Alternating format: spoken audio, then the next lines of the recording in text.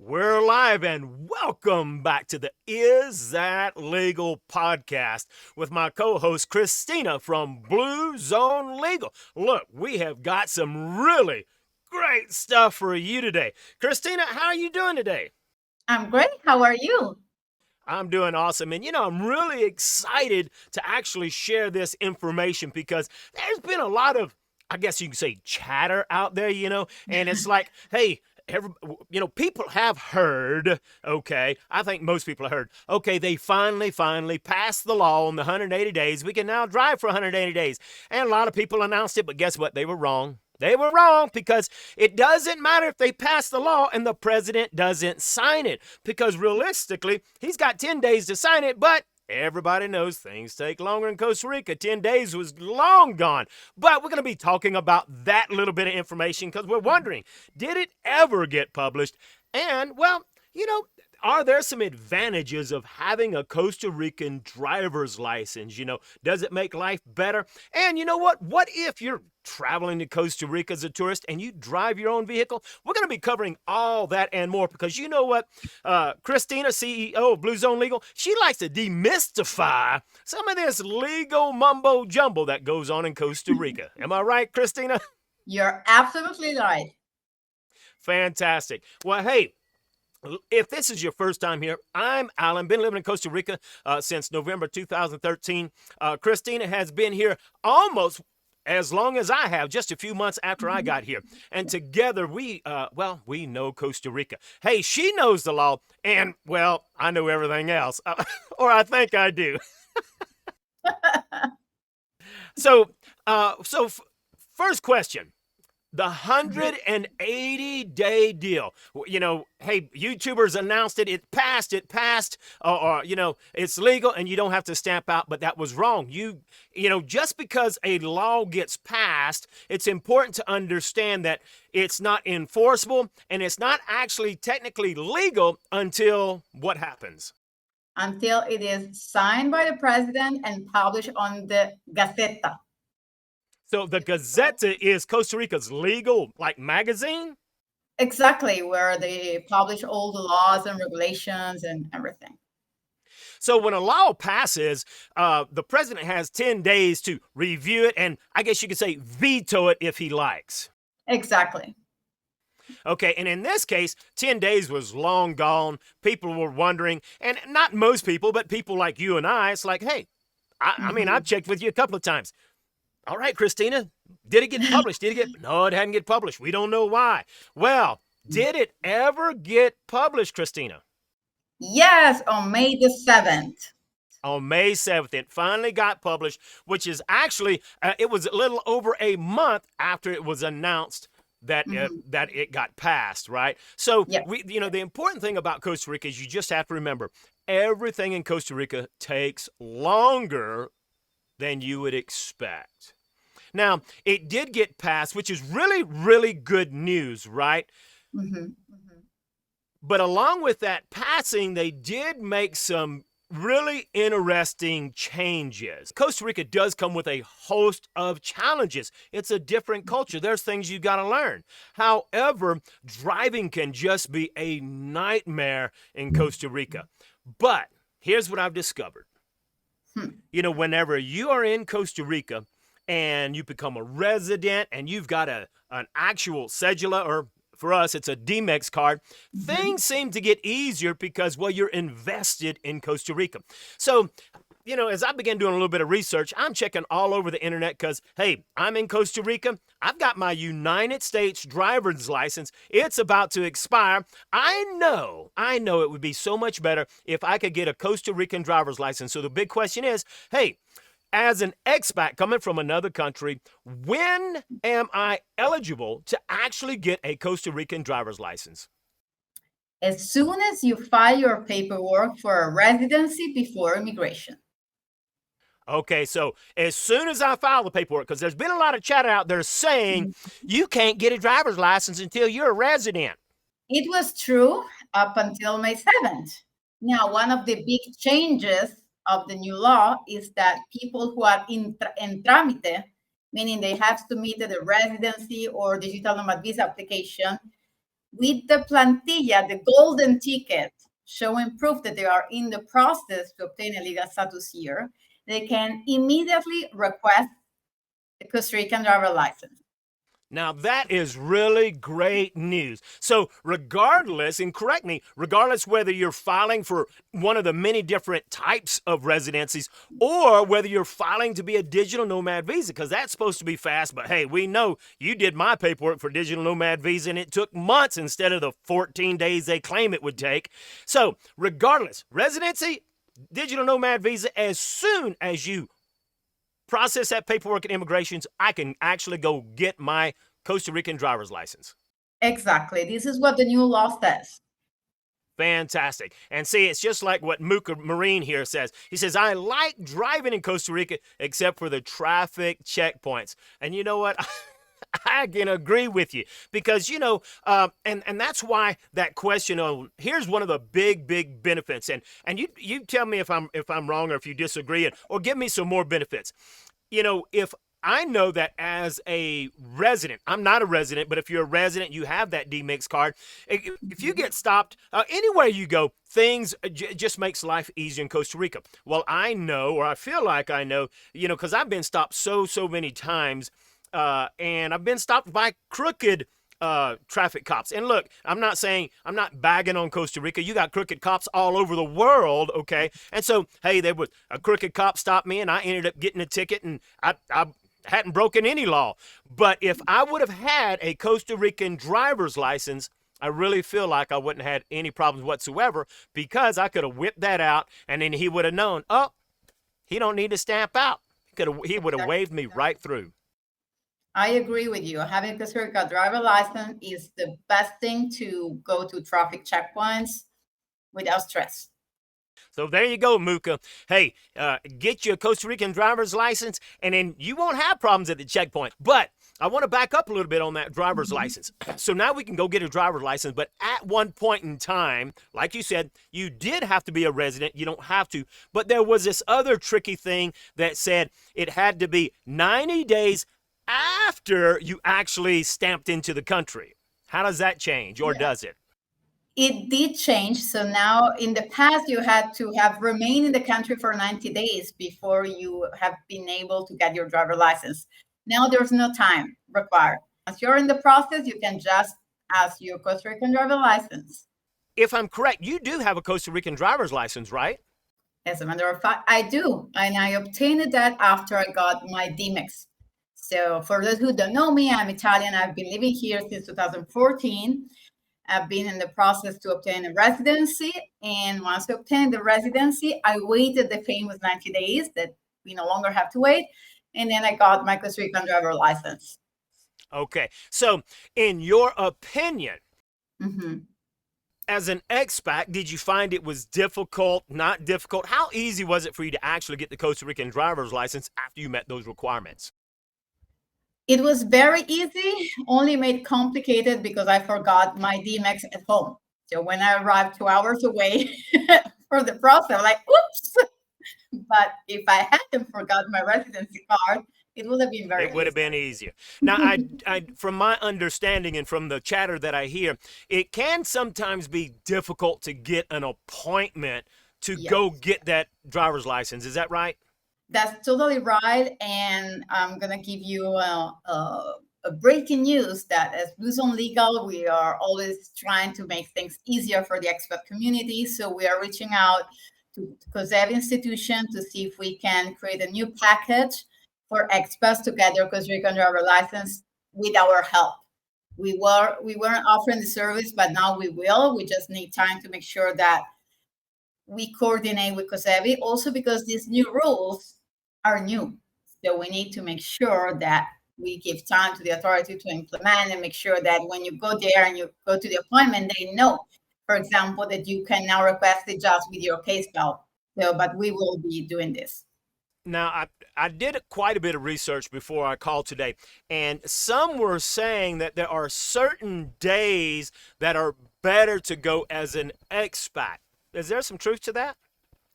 No, I think appointments are released on certain days of the week, and you have to be, there when they do. But this is what we are verifying. One other quick question about the driver's license. Mm-hmm. I'm an expat. Of course, I got my driver's license for the United States. When I go there, do I actually have to take a test, actually a physical paper test and a driving test? Or am I doing something different that just says, hey, I've got a driver's license, it proves that I'm able to drive, and I'm just doing some paperwork to get a Costa Rican license? The second, you are just homologating. That's the name of the process. So you show proof that you have a valid foreign driver license, for example, US driver license. You will need, if it's not Spanish, to get it translated by a foreign translator. We can also help with that. And you will need a dictamen médico, a medical report showing the proof that you are in good health. And there you go. In the past, they were also asking for the movements of immigration, but we think this requirement will no longer be needed since it's not applicable anymore based on the new rules. Now that's really good news, because if I had to actually take a physical paper test, it's all in Spanish. I may not understand it, but with this, hey, I'm just homologating. I'm really just kind of converting my United States license into a Costa Rican license, but it can't be expired. Exactly, and you will get the same, for example, you can drive the same type of vehicles allowed according to your foreign driver license. In the United States, in most cases, in most states, I have one license and I have a motorcycle stamp. So I don't have to have a motorcycle license and a driver's license. I used to have a CDL, but I would have different little initials or stamps on my car. In Costa Rica, I think it's different and separate license. Is that correct? I think there is a license just for motorcycle, but if you have the one for vehicles like cars, then you also can drive motorcycles. But I'm not sure. I have to be honest. A lot of people ask me on my channel, hey, I just think I'm going to just drive in and do a driving tour, from California all the way to Costa Rica. And I tell them, hey, I highly advise you not to, but there have been a handful of people that do. So the question is, people want to know, if I drive my personal vehicle into Costa Rica, what's the rules? How long can I keep it there? Okay, so before the changes of 180 days, it was pretty clear that you had your tourist visa up to 90 days, and for the same time, you could get your foreign vehicle into the country on a temporary basis. Now, after the tourist visa extension changed to 180 days, there's been uncertainty as to whether this will apply also for the length of the permit for the vehicle. Okay. Now, we did a little research, and the customs regulation established that you can have the vehicles for the same extension of your tourist visa. There's no reference to the 90 days. So in our interpretation, this means now that if you have a visa of 180 days, your vehicle can stay here for 180 days. However, we are still waiting for a confirmation from custom agencies. And if people, we have some recommendation that we would like to give, but I don't want to give too much information in this live session. But we can totally provide some guidance on this topic as well. All right. So it looks like at this point, if a tourist or an expat drives in with his vehicle, he can stay for the same 180 days because that's what his tourist visa is. Now, at the end of that 180 days, let's say he decides he wants to stay another 180 days. Is it as simple as going to the border, getting his passport stamped, coming right back in? He's got another 180 days on his vehicle? Yes, provided that we have to remember that it is up to 180 days. And the border official has discretion. So they may always say, no, I'm just giving you 10 days. And I have already heard stories of people who have been told, hey, you have been stamping in and out too many times. I'm not giving you the full extension of the visa. So we have to be prepared to see certain restriction now that the rules are so expat friendly. Right, and I'm glad that you brought that up because, I've gone through that line and I've seen people with an attitude, who think that they're demanding that 90 days or demanding that 180 days. And what you have to remember, it is totally and completely up to that official as to whether he gives you 3 days, 1 day, 180 days. So be very nice and very friendly when you go through immigrations, because it's totally up to him as to what he's going to give you going in and out. And, that brings up, you said he might look at it and say, well, you're going in and out too much. Yeah. Well, why would he care? Probably because they don't like the so-called permanent tourists, and they will like for you to apply for a residency and a legal status and pay Social Security here and be really part of the country, which is fair, I have to say, but we also need to put ourselves in the shoes. Is getting a residency here is not for everyone. You never know what the person is going through or what his life is.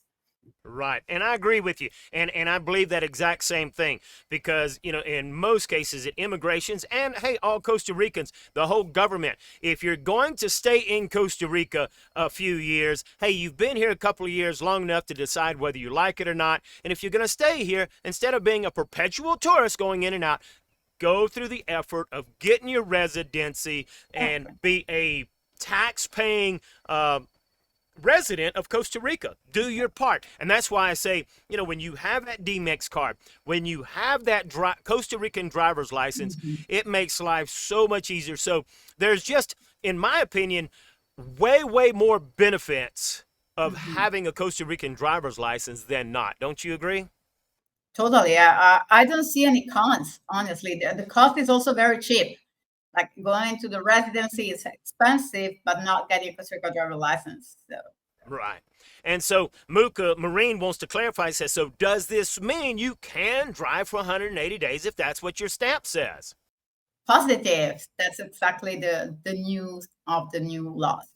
Absolutely. So it now makes it very clear that as long as you got 180 days, you can drive for as long as your passport is valid. We have just said that you can get a Costa Rican driver license immediately when you are in the process. But what if you don't want to do that? But if you are in the process and you decide not to request a Costa Rica driver license just because you prefer not to, which is fair, be prepared to restamp once your tourist visa expires. Even before, while you were in the process to obtain a residency or another status, you could stay for the entire length of the process for immigration purposes, from the immigration standpoint. But to keep driving, you always had to renew your tourist visa. Right. So this is still the same unless you got a Costa Rican driver license. So what changes is that now, if you don't want to restamp while you're in the process, you can already get a Costa Rican driver license. So right now, if you're in process, you're still going to have to stamp every 180 days unless you decide to get a Costa Rican driver's license. That's correct. Okay, I'm glad you clarified that because that is extremely important because that was a headache. And it was one thing that it's like, wait a minute, I'm in the process of getting my residency. Why do I have to keep stamping out? Well, they've made it easier for you. You don't have to keep stamping out. Just get a Costa Rican driver's license. If you don't want a Costa Rican driver's license, you're going to have to stamp out. Avoid that headache. Just get a Costa Rican driver's license. Exactly. Perfect. Well, one other quick question as far as bringing your own vehicle in here. So let's say that I come in here as a tourist and I brought my vehicle in. It's here for 180 days, but I decide that, you know what? I like Costa Rica. I'm just going to stay in Costa Rica. I can stay in Costa Rica, go ahead and get my residency, but what about my vehicle? It can't stay, can it? It can stay. So the custom rules are very complicated and different regulations are in place. But my understanding is that if you enter on a tourist visa and your legal status gets extended somehow, you can request an extension of the permit for your vehicle up to 1 year. Up to 1 year. Up to 1 year. There are so many regulations. It's always better to reconfirm with the custom agent and everything. But in theory, this is it. But at some point in time, when you get residency, you're going to have to decide that if you want to keep your vehicle, you're going to have to change it and have Costa Rican plates, which means at some point in time, when you go through customs, you're going to have to pay import duties and taxes and all of that. Is that correct? That's correct. And probably this is why there are certain incentives for certain categories of residency that include that once you're granted a condition as resident, you can import up to 2 vehicles in a duty-free regime. Fantastic. So it is important to understand that when you do come to Costa Rica, there are quite a few different residency categories. And hey, you need to make sure that you talk to a legal representative. Hey, CEO Cristina from BlueZone Legal, her whole team can help you with exactly what you need.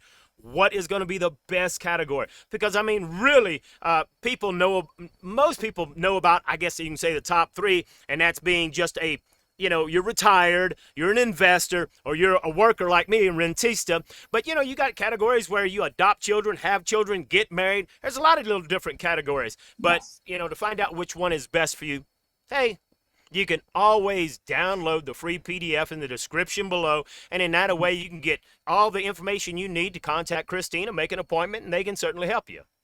Absolutely. And we also have a free consultation. So the first appointment with our team is free of charge. And we go through the residency option and we make sure that people are aware of what it means to become a resident, including having to pay Social Security and so on.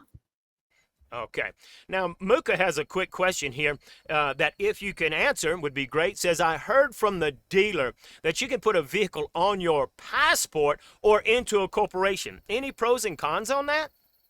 Okay, so any foreigner can purchase a vehicle with just their passport. They do not need to be a resident. So what the dealer said is correct. Another option is to put it in the name of a corporation established in Costa Rica. Now, what is best? It depends on the specifics. As a general rule, if a corporation also owns a property, a real estate asset, we recommend client to keep the vehicle separate so that in case of a transit accident, which is unfortunately very common here as in any other country in the world, there cannot be any lien on the property because of a transit accident. So it will be better in that specific case to keep the vehicle in the name of the person as an individual, and if it's a foreign, that means having the passport rather than in the corporation.